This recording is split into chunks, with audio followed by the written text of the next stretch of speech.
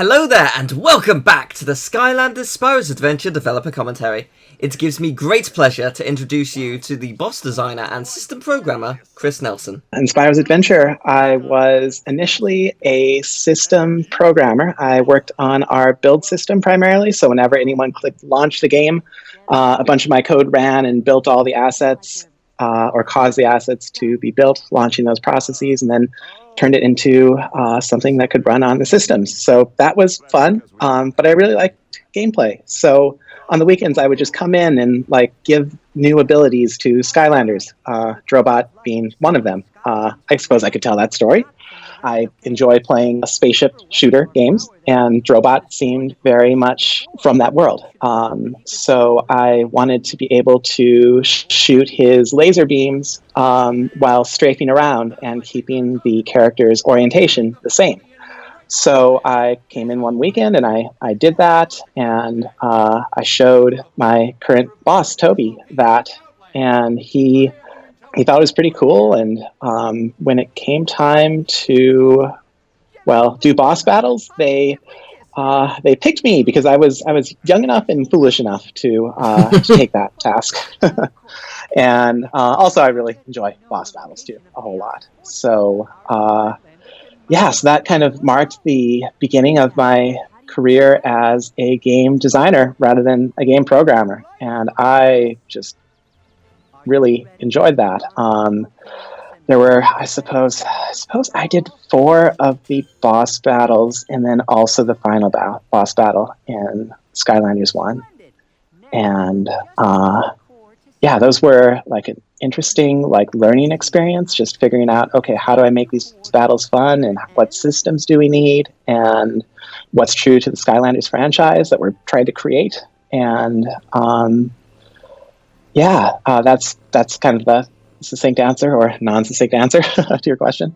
And you said that a bunch of code played when you booted up the game. So what exactly was that? Oh, sure. So it's our build system, and what that means is when you're in the editor and you're like, okay, I want to test out all the changes I've made, then you can say build and launch. And that will take all of the art assets. It will take all the level art, and if anything has changed, it'll have to rebuild that for, I guess, the Nintendo Wii back then.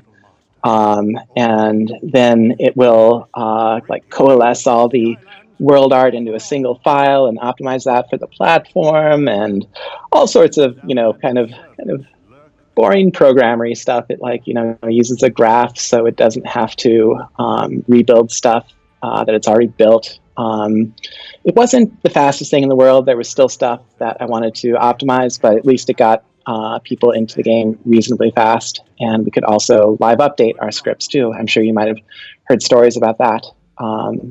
But that was kind of my programming role.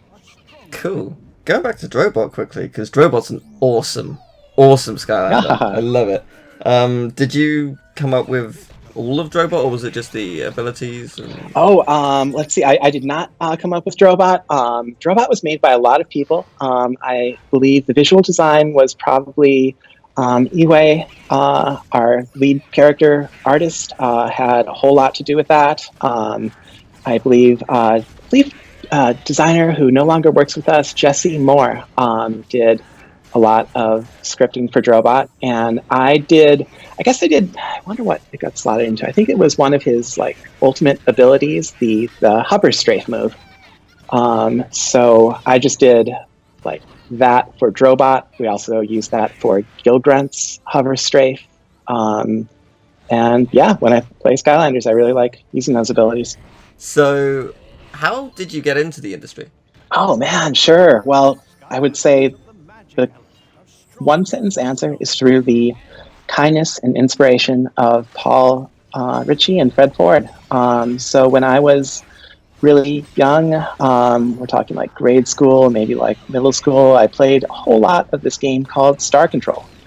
It was for many platforms. I played it on the PC a lot, and it's an old science fiction game that Paul and Fred made. That was definitely my favorite game growing up. It had spaceship battles in a two-dimensional plane with all these interesting different types of spaceships that had cool abilities that countered each other, and also it had a great story with a hilarious script that really reminded me of Hitchhiker's Guide to the Galaxy and some really cool epic sci-fi. So I enjoyed that a whole lot, and as I was teaching myself to program C and C++, I was always trying to make my own kind of clone of Star Control, and so I kept on working on that, and by the time I got to, I think, like my sophomore year in college, I had something where you could have like not just 2 ships fighting, but like fleets of 8 ships fighting together. It wasn't very good, but it was kind of, it scratched an itch anyway, and I sent it off to Paul and Fred, just being like, hey, I really like the thing you made. Here's this thing I made that's kind of like it. I hope you enjoy it.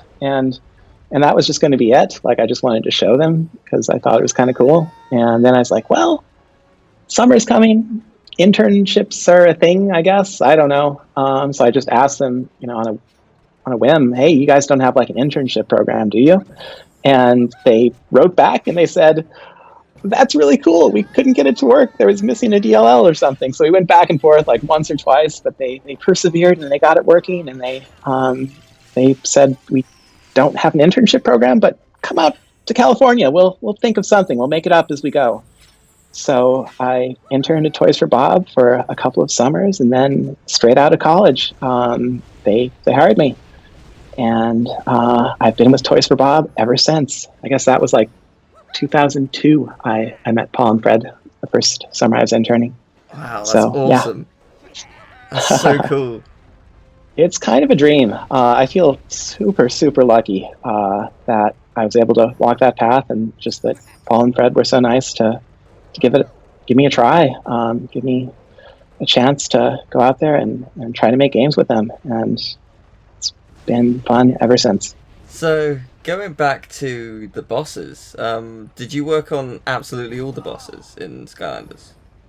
Not absolutely all, but a whole lot. Like, I think certainly I've worked on the most bosses. Probably I've worked on more bosses than everyone else combined. I think that's probably fair to say. It's always the final boss, at least in the Toys for Bob Skylanders. And then it was sometimes, I think it was never all of the other bosses, but it was most of the major bosses. So for example, in the original Skylanders 1, it was all of the battles against the dark Skylanders, the evil Skylanders with Chaos.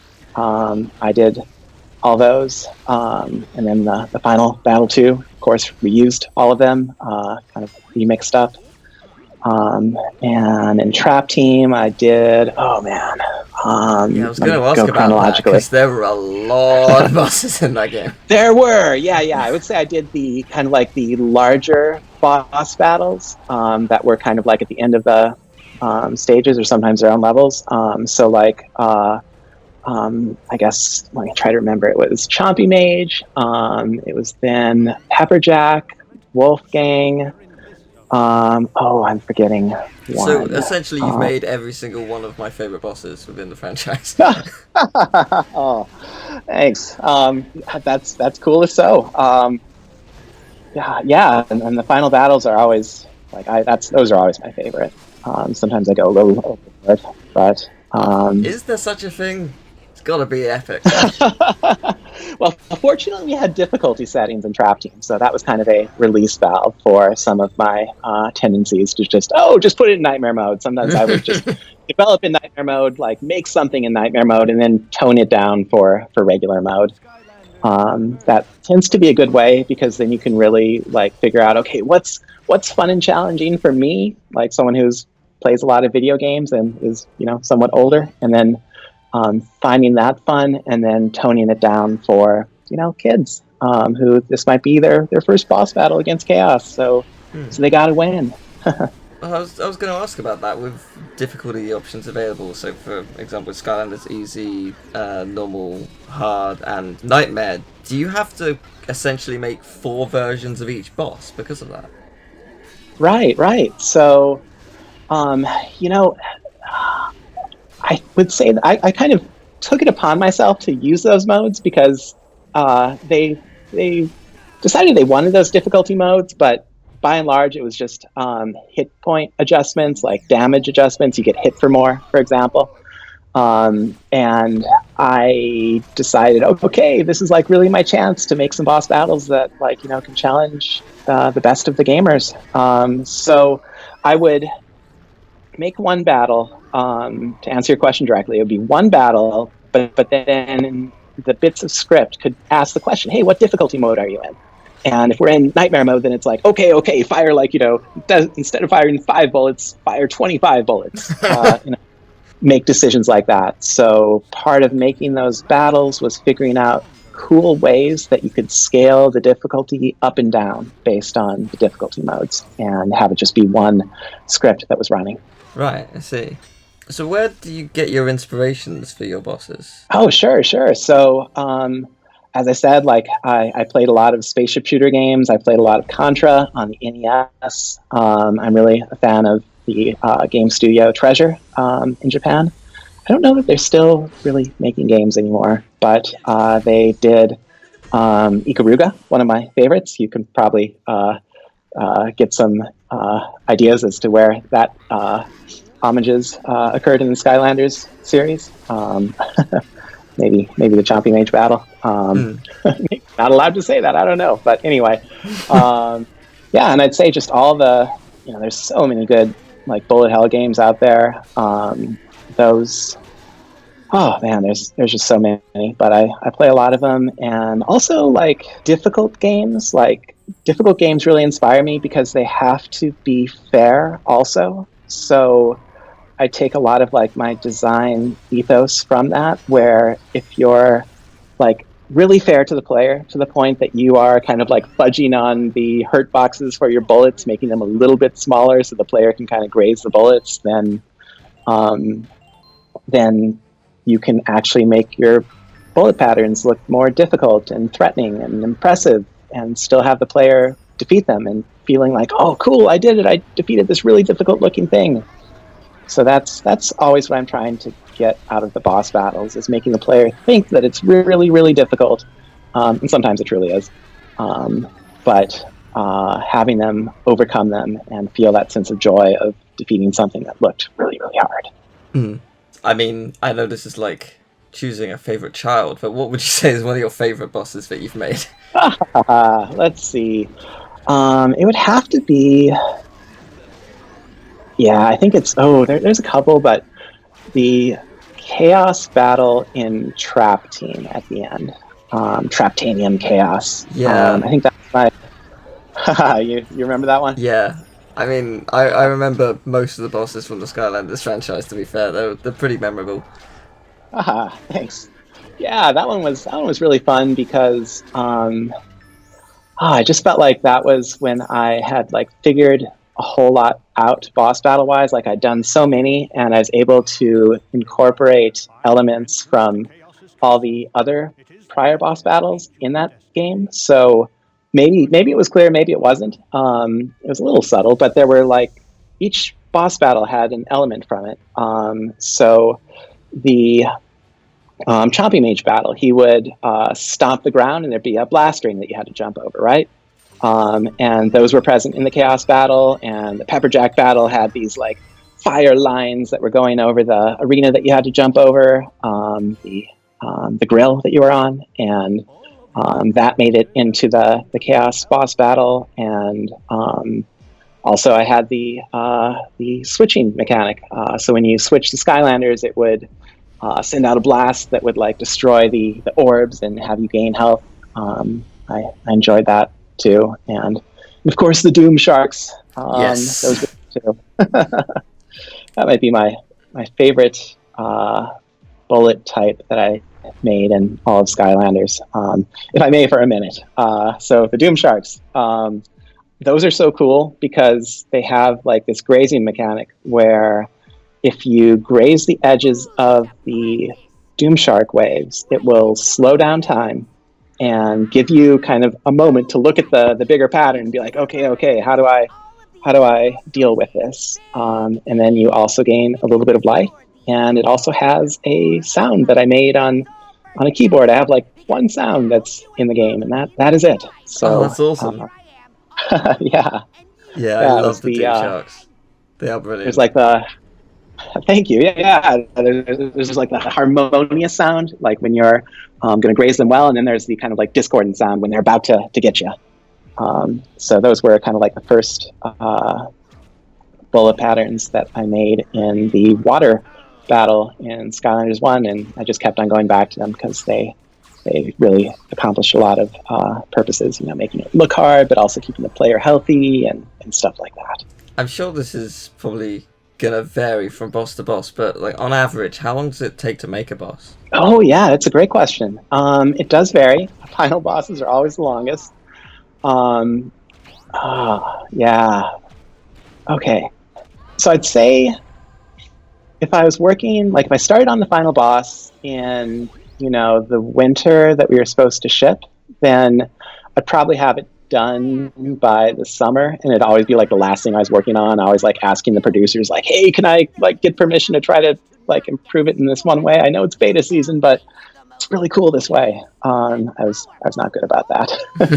They're always trying to be like, "No, we have to ship. We have to not make too many changes." But so yeah, final bosses take quite some time. Other bosses could take, 2 months, 3 months, something like that. And I'd often be working on multiple bosses at once because you've got to like define, okay, here's all the character models we need and the animations and the sounds and the VFX. So you figure out stuff from one boss battle, you get that to the artists, and then you start figuring that stuff out for the next boss battle and get that to the artists and the third one, and then maybe some stuff from the first one starts arriving. You've got to integrate that and show it to the artists in game and give them feedback. Yeah, it's kind of like a juggling act. But yeah, the best part about working on those, like lengthwise, is not like how many calendar days or months it takes, but the clock time for each day. So I would like stay past midnight so often to work on those, just because it was fun. Like Paul and Fred, their scripting language, TFB script, was just the coolest language. To this day, it's still my favorite scripting language of all time. And you could live update the game as you were playing it. So I would be like working on a boss battle. It would do something I didn't quite like. So I'd, go back to my main computer and adjust the script a little bit and then go back to the boss battle, and instantaneously it was updated and I could test my change without any like relaunch or delays. So that was just like, that feedback cycle was so tight. Like I often entered what is called the flow state in psychology, where you're just enjoying your task so much, your mind is so engaged that you like lose track of everything else and you're just thoroughly into the task you're doing. So so much credit to Fred and Paul for their tools to allow that, and for me to have such much fun making those boss battles. And with the bosses, was it a case where you were basically told, hey, we want this character here, could you make this, or did you decide what went where, and which way around does it still go? I got a lot of freedom to like decide what the like boss mechanics were. A lot of stuff was given to me, like in Skylanders 1, it's like, okay, Chaos has all these dark Skylanders, you have to incorporate them into the boss battles, which I really liked. I wish we could have done that for Giants too. We just didn't have enough time on that one. I would say like the plot was decided by other people, and I'd have to kind of get that plot working in my boss battle. But then like in terms of the mechanics and bullet patterns and all that, it gave me so much freedom to make gameplay that I thought was fun. And my managers like Toby and Vince, they would give me really good feedback on like, hey, this is fun, or hey, like you can't quite see where this thing is, it could use a shadow or something like that. Like they really helped kind of take my passion and give me like really seasoned feedback on stuff that I was not yet fully cognizant of as a more junior designer at that time. And presumably there were people who did the art assets for the bosses, or was you involved in that as well? I can't. I'm trying to think if I did any art whatsoever. I think I did some like art guidance. Like often I really want the bullets to have clearly delineated edges, so it's quite crisp, like whether it should hit you or not. That's an important thing. But we have a VFX team that does a lot of the like really cool particle effects, and we have like an art team that does like the models and the like static art and props in the battle. But I never, I'm trying to think if I did any art whatsoever. I'm going to say no. Just requests for certain things, like make the Doom Sharks look a certain way, make them look scary and dangerous in the middle, but make them look kind of watery on the edges. Stuff like that. So was it hard to find a balance in difficulty? Like you're creating bosses for multiple characters of various strengths. Does that play a part into how you design it? It is tricky, yeah. There's so many different possibilities, like for players entering a boss battle. It's like, okay, like how many games have you played? Is this your first video game? Okay, I've gotta help you win somehow. How many Skylanders do you have? Do you prefer melee characters? Do you have a bunch of ranged characters? Because that's going to make a big difference. Like, the bosses have to be defeatable by melee characters. It's just an unfortunate fact that the ranged characters tend to be a little bit more versatile. Better is too strong of a word, but I'd say in boss battles, they can certainly stay away from the dangerous parts while still hurting the bosses. So, yeah, it's very tricky to get the difficulty just right. I would say in the first Skylanders game, I heard some feedback that maybe the undead boss battle was a little overly difficult, more difficult than any of us had intended. And the final boss battle was very, very difficult. Yeah, I've heard stories of this, and I mean, I also had problems the first time I played. I imagine so. But it was, I mean, I love it. I think it's an awesome fight. Thank you. I think that one was kind of me doing my first final boss battle and trying to make it everything I wanted it to be. In terms of like, oh, it's got all these things going on. All the Skylanders are back, and all the bullet patterns are back. Only more of them, and they're denser and crazier. And yeah, I think that one turned out more difficult than it should have. That's pretty clear. But I think it kind of, I think probably when people beat that, they really feel accomplished. Because it's not one of those final battles where it's just given to you and it's like, okay, I beat it, dying once or dying twice. It's like, no, this one's genuinely hard. So at least it has that going for it. But I'd say if I were to redesign that today, I'd be much more cognizant of helping players who were dying win the battle a little bit better, giving them some way to win on subsequent tries. Yeah, I was going to ask, actually, did you have a system in place that made the game a little easier if you died a lot? A little bit later, yeah. So Trap Team, I think, maybe this was in the final battle for Skylanders 1, but certainly was in Trap Team. I would send out Doom Sharks more often when the player was low on health. So if you were really high on health, I would try to send out the more difficult patterns that would try to get you. And if you were in the middle of the health, okay, everything's fair game. And if you were low health, then it's like, okay, I want you to gain a little bit more health back so you don't die. So little subtle things like that are kind of seemingly random, but actually there's a game designer pulling some strings, trying to help you win. And we really appreciate that. Well, yeah, players are owed those strings, especially in the more difficult battles I made. But I mean, certainly, you shouldn't feel, even though those strings are there, like there are true challenges that await the player. Like that, everyone who beat that battle totally deserves that victory. Yeah, that was hard fought by everyone. But I'm trying to think if there's other sort of dynamic difficulty. I'd say mostly I just respect the difficulty that the player chooses, like in Trap Team. And if you're up for Nightmare mode, cool. Let's dance. Let's see how how good you are, and Let's I'll see show how you quickly something you that. cry. Yeah. Yeah, pretty much. Those are really tough. Some of them are a little ridiculously tough, but yeah, it's kind of like an Easter egg, almost like Skylanders is a game for kids, um, and having like truly hard boss battles hidden in Nightmare mode. That's kind of fun, I think. Hmm. It's good for the grown-ups who are playing with their kids who might be really good at games, and they're like, wow, this is didn't expect this in Skylanders. I remember reading one of the first reviews, or it probably was just a forum thread. Someone was playing through Skylanders 1 and they were playing the water boss battle, and they were like, oh my god, it's like I was playing Skylanders and then all of a sudden it became bullet hell. I was like dodging these water waves, doom sharks. That was really cool to see people kind of getting that homage. Homage. And yeah, I just kept on doing that, I guess.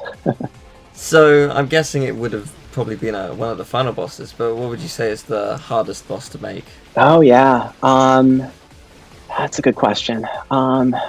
It probably was the final boss, as you say, and probably the first one, just because that was the first final boss I'd ever done, and I didn't quite know the ropes just yet. So I was trying to figure out a lot of stuff as I went along, and there were just so many moving parts to that battle, so many different phases, just trying to get the difficulty somewhat reasonable. And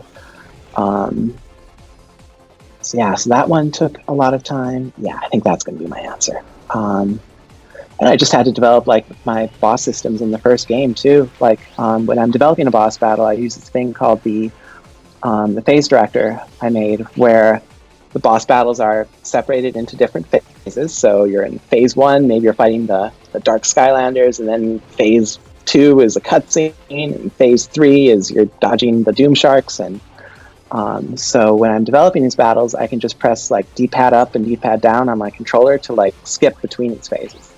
And that makes it really easy to go to the part of the battle that I'm trying to work on at the moment, and like make that really good. Let me have a question for you. Oh, okay, yeah. How about the most challenging battle that you beat? Which one are you proudest of beating? I'm curious. Ooh, interesting. I mean, the final boss of Skylanders, Spyro, that was hard, but I love it. It's such a great fight. Like as you say, there's so many moving parts to it, and genuinely gutted that the Hydra didn't return again, because the Hydra is cool. Oh yeah. But yeah, that fight's great. Yeah, it wasn't as hard, but like you mentioned earlier, the final boss for Trap Team was great. There were a lot of really great bosses in Trap Team. Yeah, we had so many. There were so many people working on just all the monsters that you could capture. Yeah, that was a really fun game, and that was my favorite one to work on. Just because we had like so many of our tools all figured out at that point, so we were just like running at full speed from day one, making some of our best stuff ever, I think. I really loved the Dreamcatcher fight, actually. Oh yes. My current boss, our design director, Toby Schott made that, and yeah, that one's neat. Yeah, I just loved the characters. Well, I really hoped she'd return at some point, and then she didn't. I was like, fair enough. Yeah, I know. We need more series continuity like that. Like, I wish the Hydra would come back. I wish that like the Dark Skylander battles were like just more of a thing, a recurring thing. And at least we had the cartoon on Netflix. Like, that's pretty cool to see a lot of the old characters come back. Yeah, the series is really, really cool. It was very unexpected when it was first announced. It's like, oh, okay, awesome. That's what I'm talking about. I mean, it might be Drobot, or it may not. Do you have a favorite Skylander? Oh, it's hard to beat Drobot. Let me think about other ones. I mean, Drobot is good, but he is a little bit overpowered. I kind of like ones where it's a little bit. I think Snapshot I like quite a bit. I used to play Snapshot a whole lot, developing the final battle for Trap Team, just because that's the the main, it's in the starter pack. So that one, it's very important that you can beat the final battle with the guys in the starter pack. Yeah. So I would play those a whole lot. Was that decided early on then? Yeah, it was. And we would have like various like important archetypes. So it's like, okay, you gotta have, play your boss battle with, Chop Chop, so you can make sure that a melee character can beat your boss. Play your battle with Gil Grunt, so you're sure that a range character can beat your boss. Stuff like that. Yeah, that makes sense. What are some of your favorite boss battles not in Skylanders? No, it's... Oh, boy. If we're gonna talk about recent games, like anything from Kingdom Hearts 3's DLC, because it's basically 14 super bosses, and I love every single second of the 20 hours I suffered through them. That's awesome. I haven't played that yet. It is awesome. I don't know, have you ever played Kingdom Hearts? Only briefly. I can recommend it. It's like the entire series is quite cheap now on PS4, which is like you can get them all for like, I think they're releasing a collection which has all of them for $50, and that's 10 games, which is insane. Wow. But yeah, it's a phenomenal series. It's really fun. Part of the tragedy about developing games is that you have a lot of pressure on you to make these games, and it's important to play games too, and I find time here and there, but I certainly don't have as much time to play all the games I want to. Yeah, that makes sense. I just have to pick my series favorites. It's like, okay, if Final Fantasy comes out, I'll play that. Yes. But if a new Nier games comes out, I'll totally play that. Yes. But I'm still waiting on Undertale too. Oh man, Deltarune. Deltarune. I'm looking forward to Chapter 2. Speaking of bullet hell boss battles. Yeah, I mean, actually, you mentioned Nier. Nier has some epic bosses. I can't remember what it's actually called, but one of the earliest bosses, the opera. Yes. I forget her name. It starts with a B, but yeah, that battle is. I love that fight. That was. I think it was one of like the earlier trailers that they showed off, like prior to launch. I think it was maybe like an E3 before launch, and I saw that. I was like, this is gonna blow everyone's mind when it comes out. And it did. It did. It absolutely did. I think that's one of Yoko Taro's and Takahisa Tara's favorite battles. They said in their game developer conference. Oh, really? That's awesome. Someone asked them what their favorite battle was, and yeah, that's a really good answer. I mean, it has so much going on for it. It's like the 2B playthrough, the 9S playthrough, where you like get to learn a whole lot more. It has like both like two vocalists doing the music. It's really good. It is really great. Right, you're making me want to play Nier again now. Back to Skylanders. Were there any scrapped bosses, or any bosses that drastically changed? That's a great question. I would say there were some scrap modes. So I kind of alluded to trying to sneak things in at the very end, and in production be like, no, we can't do that. I had one mode in Skylanders 1 where instead of fighting one version of each of the Dark Skylanders at a time, you could like hold D-pad up, and if you did that at just the right moment, then you would instead fight 3 of the same Skylander at once. And it worked. It was really fun and exciting, and totally too late to get into the main game, so we had to disable that. I think I still have a burned CD somewhere where that mode is available. But I'm trying to think if there's other things of that sort. We pretty much used, I want to say, all of our boss battles. I mean, maybe there were some trap team creatures that you couldn't capture that we wanted to originally, but I think all of the main large boss battles made it in, which is pretty cool. Yeah, that is cool. I have a question for you. So did you play the Wii Skylanders 1? So when I played it for the first time, it was the PS3 version. For this playthrough, it was the Wii. Oh, I see.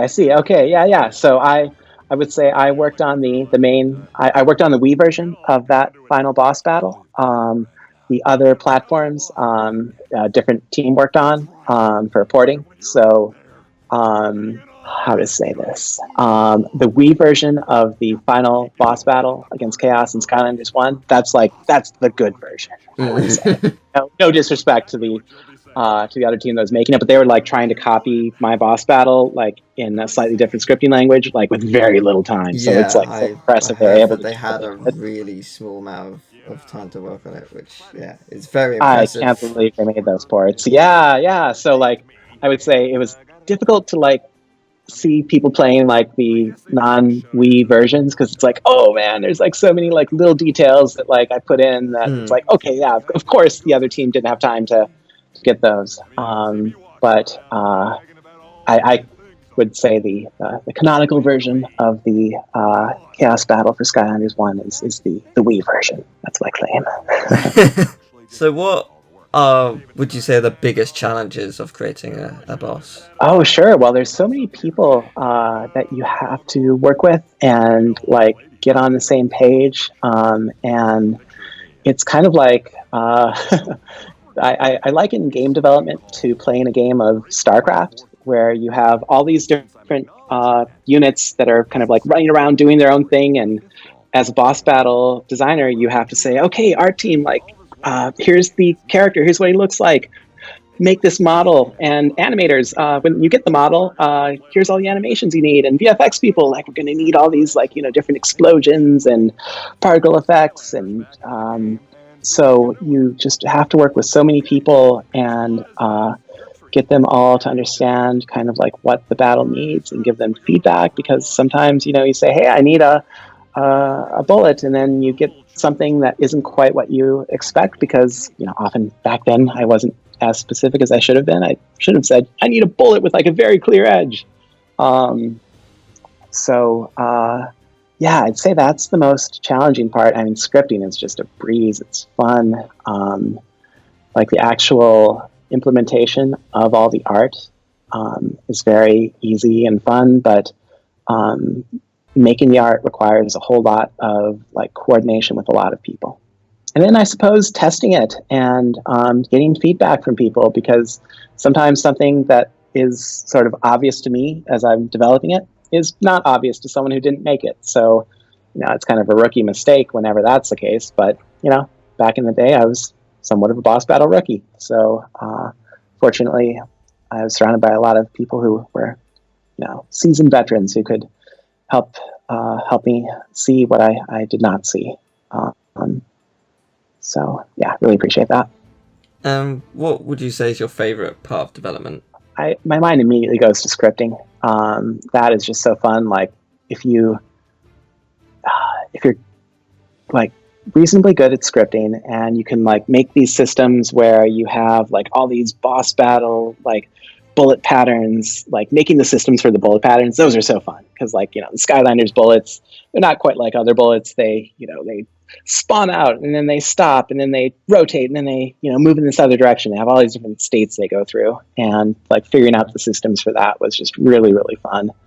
And I'd say these days it's kind of funny. The designer who did the final boss battles, me. How the final boss is usually like in charge of all the enemies in the game.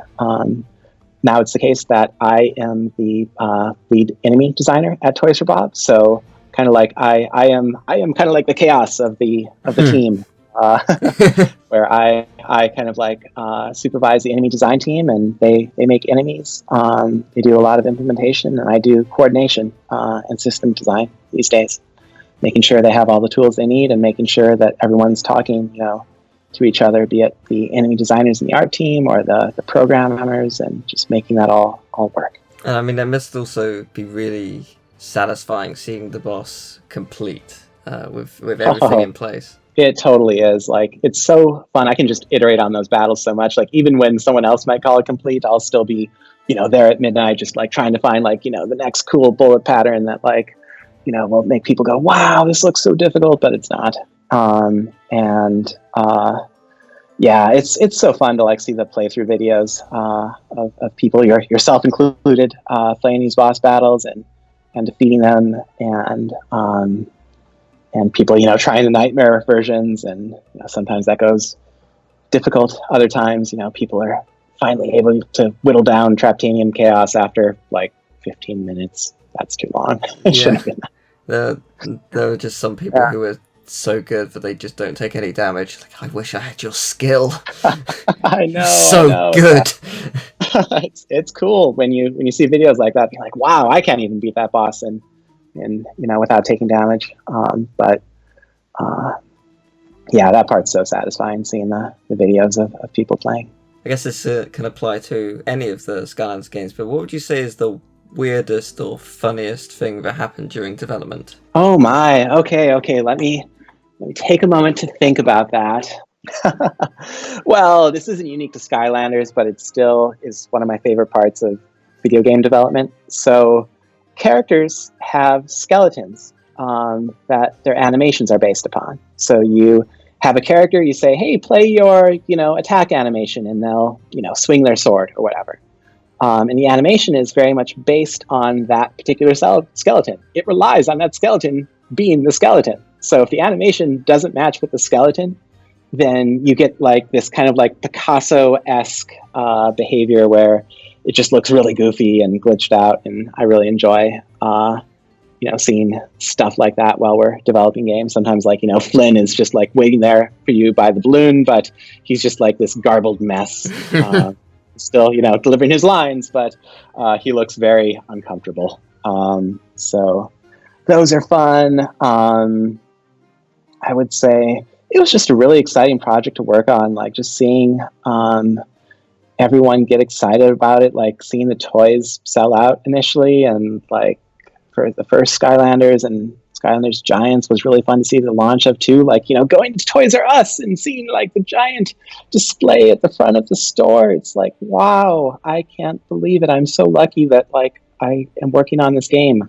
Yeah, it's just like so many people can like go through their game development career and make cool games, but like not reach as many people. So it's just, I feel so lucky I was able to reach so many people and, have families play through games together and have treasured memories together, and kids beating bullet hell boss battles for the first time and not even knowing it. Yeah, I mean it's me included. I didn't know what to expect from Skylanders when I first played it, and I just absolutely fell in love with it because of the work that everyone, including yourself, put forward. It's just awesome. Thanks. Yeah, there's so many awesome creative people here who like have such a great sense of humor and care so much about like video games and like making stuff that we'd like to play, and just it's just so awesome how much of that made it into Skylanders. Oh, the voice of the Chompy Mage. I have a little story. So there was a person who worked at Toys for Bob, Alex Ness, who was in a production role, but he was also just such a funny guy, and he was really good at voices, and he did like the original placeholder voices for the Chompy Mage. And when it came time to choose, a professional voice actor for the Chompy Mage, I heard all the people auditioning, and it was fine, but I was like, no, I want Alex's voice. Like, that's the Chompy Mage I know, and it's such a good Chompy Mage, and these other people are funny too, but like Alex is really funny. So yeah, that was really cool that we were able to get him to join the Voice Actors Guild, and he was the Chompy Mage for the entirety of the series. And I guess you asked me if I did any art. I didn't like at all do the drawings for the Chompy Mage, but that's kind of like my one original character design, where I kind of wanted this like kind of like total cosplayer, over the top, really passionate about Chompies, who just, he didn't really know what was going on in the rest of the world, but he knew Chompies. And he wore his passion on his sleeve and on his robe and on his staff and at the end of his staff and on his hoodie. And yeah, anyway, I really enjoy that character. Yeah, Chompy Mage is awesome. And it's interesting that, like you mentioned, Alex Ness and joining the guild, because yeah, I've heard that a couple of members from Toys for Bob did. From what I understand, it's very hard to join the guild. That is my goal one day, to join the guild and Oh, is that so? With any luck, be in a Toys for Bob game. One day. Oh my God. One day. I hope you convey that to other people. Gotta work towards that one day. Wow. That's awesome. Like, I hope you like send us demos or like somehow like pursue that. Like, Yeah. reach out to us. Like, I don't know like the exact mechanics for making that happen, but like, pursue that. Like, that's how things happen. And it's not out of the question. Like, I hope that happens. Yeah, thank you. I will keep working hard towards it. I think a lot of people can probably work this one out, considering you're still at Toys for Bob. But what have you worked on since working on Skylanders? Could it be Spyro? Sure. It could be Spyro. Yeah. So the next game we released was Spyro Reignited, and I was the lead enemy designer for that one. That was my first game released as lead enemy designer, and that was just such an incredible game to work on. Like, for Skylanders, we were kind of creating new memories for people. I mean, yes, we had Spyro in the series, but it was, a new series of games. But for Spyro Reignited, like, this was people's childhood.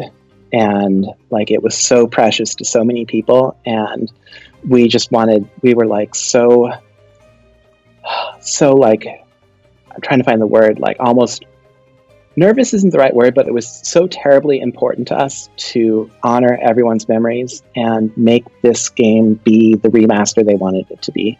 Like, we were just like dredging the forums and like doing so much research trying to understand, like, okay, what are Spyro fans hoping for? What are they expecting? And having you visit, that was so cool. Like, getting your feedback on that was so helpful. That was beyond cool for me. For us too. I did not really expect to get to play it. If I'm being honest, I was like, oh wow, cool. I might, if I'm lucky, get to see some of it, and I get to meet some amazing people. But no, that was an absolute honor. It was so cool. I'm so glad that happened. Like, however that ended up happening, I'm so glad like that we were able to get you out there and playing the game and like talking to you and meeting you. Like, that was neat. Like, I've said this before, you are special to us. So like, it's very, very flattering. It's true. Like, we see our games played through your eyes. Like, that is like, that's special. Oh, thank you. You have such an appreciation of games, and like, you're not just anyone on YouTube. Like, you have played games so much, they're so important to you. Like, you have the passion, it's so clear. So like, thank you. I don't know. That's I'm not really good at giving kind words, but I am good at giving true words. That's some really, really kind of you. Thank you. It's funny actually, that whole trip technically only happened because I missed my flight to America. So no way. Yeah, so I live on an island, and bear in mind, this is the middle of June. We were fog bound of all things. So I couldn't get to my flight. I had to cross to the UK and to fly to America, and my flight in the UK, I missed it by like an hour. So I had to get a flight the next morning, which another story. They somehow deleted my flights coming back. That was a weird day. Anyway. Oh no! I was originally scheduled to be there at an earlier time to do like a demo of Spyro, and because I was delayed, I had to do the latest one, and because of that, I somehow managed to stay like an extra hour and just talk to Paul all the time. So it was, and yeah, he was just like, "Hey, do you want to come to the office?" Like, what? Yeah, yeah, sure, yeah, sure. And it was the first time I'd actually met Nicole, my friend Nicole at the time, because I was actually over for E3 to play Spyro and to be at her graduation, and as luck would have it, she was able to come with me to the offices, and now she works at Toys for Bob. I can officially say that. So that's crazy. That's awesome. It's so crazy. So Yeah, it's amazing. As it turns out, my flight getting delayed was a major blessing, and it was just such an incredible experience. So with Spyro and being the working with all the enemies, I mean, how many enemies are there? There's like 400. There's a lot of enemies. Oh, there were so many enemies. Yes, it was quite the logistical. I wouldn't call it nightmare, but challenge. Yeah, we had to. I mean, it was lucky because all the enemies were already designed, right? Mm. So their behaviors were figured out, their animations were figured out, and it was our job to update the look and implement the behavior and really just be true to them. So yeah, that was. I had to learn some new organizational tools to tackle that one, but we were able to ship it. So yeah, I'm pretty happy with how that turned out. Yeah, it's awesome. That was like one of the first things I remember looking for when I visited. It's like are the Norks mooning? They're mooning! Yeah! They were, yes! You got away with yeah. it. Excellent. We did, yes. We had to, we were careful about the, ratings and everything, but we did our research and we're like, yes, we can do this. So we're going to do this. Yeah, that was awesome. I just I love that trilogy. I've played it so many times. Me too. Yeah, I imagine you lot have played it a lot more than I have. I don't know. I think you probably played it maybe even more than I have. I mean, like, we were able to play the game a little during development, but so much of development is like implementation, and so little of it is testing your implementation. Okay. Depending on what you're doing. It was the happiest thing to have that game launch and see people enjoy it and just be able to relive their childhoods. Like, that's, I say Skylanders is a dream project. That was a dream project too, for that very reason. Yeah, well, thank you for all of your hard work on both series and making many people happy, both old and new fans. I guess final question is, what advice do you have for people looking to enter the industry? Oh man, that's a great question. Okay, a few things. Follow your passion, because that will take you really far. If you're just like shameless about being like, yes, I like this thing, I'm going to like delve into this thing and learn this thing and make my own version of this thing, like that is such a good way to show to people that, like, hey, I'm into this stuff, I can do this stuff. I'd say also, like, studying hard in school is really helpful. Like, if you're good with math, or if you can program, or you've done an art degree, like, these things make a really big difference. Like, even though I'm a designer, I have a computer science major. I don't do any C++ programming or anything in my day-to-day job, but it really informs my work. So this isn't my own path, but I understand that, like, networking can help a whole lot. So, like, just being part of a community of people who are game developers, like, trying to show up to events where people are doing that, such as Game Developer Conference, or something more local, that can help. And really just, like, if you enjoy making games, then try to make games and make something fun, make something that you're enthusiastic about, and show it to people. And with both that and a whole lot of luck, that might be enough. But yeah, it's a fun industry. It's like a lot of work, but like, so many of us are there past midnight, not because someone is like cracking the whip being like, oh, you got to work all the hours of the day. It's like, no, we're here because we love it, and it's fun to do. Like, game development has been referred to as the most fun game of them all. And also, like, spreading happiness and joy into the world. That's like a really meaningful thing to all of us at Toys for Bob, like, seeing people's reactions and just thinking about people playing the game when they're in a difficult part of life. Like, that motivates. Like, when it's not fun to work on stuff, that motivates. That helps me work my hardest for for those people. Well, thank you so much. This has been an absolute pleasure to speak to you again. Oh, likewise. Thank you. Thank you so much for being awake at 1 a.m. to talk to me. It's probably like 2 a.m. by now. It is. I'm sorry. Oh, I don't care.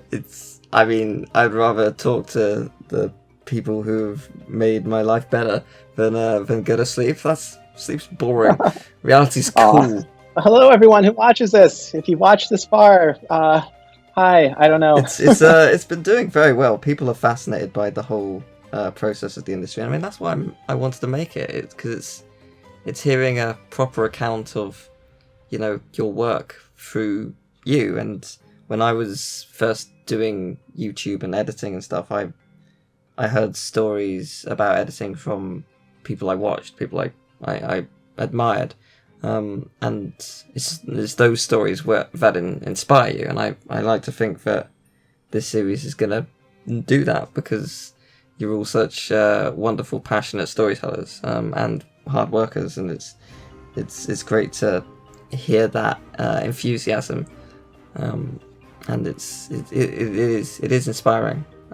And you never know, there might be people watching who are like, yeah, no, I've been thinking about entering the industry. I didn't know how, or I wasn't sure, and this is that boost, I guess. You can do it. Anyone who's listening, thinking those words, you can do it. Like, try, and it just takes time and luck, and maybe it takes more time if you have less luck, but like, follow your dream. Like, that's why we're here, and to be nice to each other.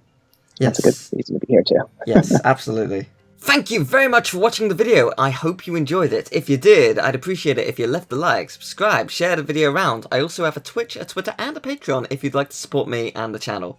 This is technically the finale of the Wii version of the game. Next time we'll be talking to former Vicarious Visions member Ben Frost on his work of the 3DS version, and of course, we'll be doing a video answering your questions. I'll make a separate video about that, but if you have any questions now that the Toys for Bob interviews are done, absolutely ask away. Tweet at me or comment in this video or the question video that I will make in a couple days. Of course, please bear in mind that not all questions will be asked, as I can only ask a few, and also not all of the questions would even be able to be answered. They are not allowed to say certain things.